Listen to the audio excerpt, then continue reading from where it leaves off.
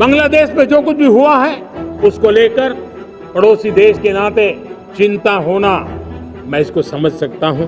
मैं आशा करता हूं कि वहां पर हालात जल्द ही सामान्य होंगे। हमारे पड़ोसी देश सुख और शांति के मार्ग पर चले, शांति के प्रति हमारा कमिटमेंट है। बांग्लादेश में शेख हसीना की सरकार के तख्ता पलट के बाद से हिंसा का दौर जारी है। देश में हिंदू अल्पसंख्यकों को जमकर निशाना बनाया गया है, जिस पर दुनिया भर से प्रतिक्रियाएं सामने आ रही हैं।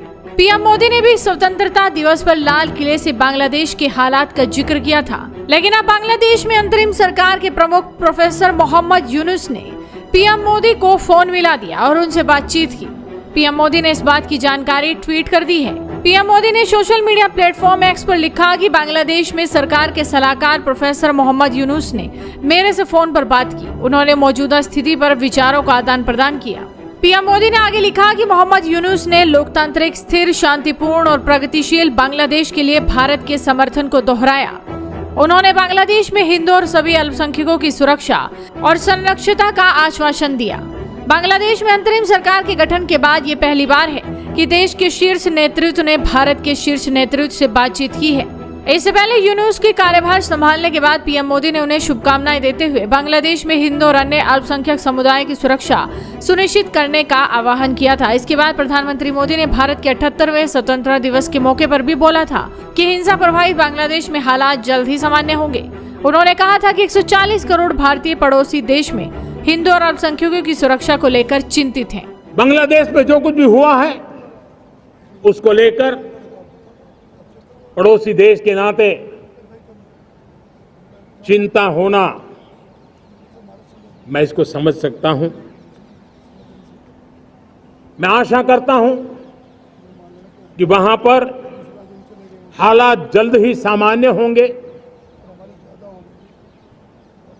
खास करके 140 करोड़ देशवासियों की चिंता कि वहां हिंदू, वहां के अल्पसंख्यक, उस समुदाय की सुरक्षा सुनिश्चित हो।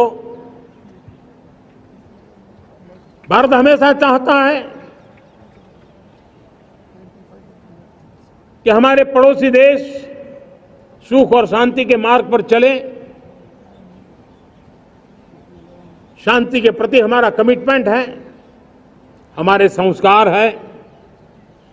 हम आने वाले दिनों में बांग्लादेश की विकास यात्रा में हमेशा हमारा शुभचिंतन ही रहेगा, क्योंकि हम मानव जाति की भलाई सोचने वाले लोग हैं। आपको बता दें कि बांग्लादेश में शेख हसीना सरकार के तख्तापलट के बाद 8 अगस्त को मोहम्मद यूनुस ने अंतरिम सरकार के चीफ एडवाइजर पद की शपथ ली थी।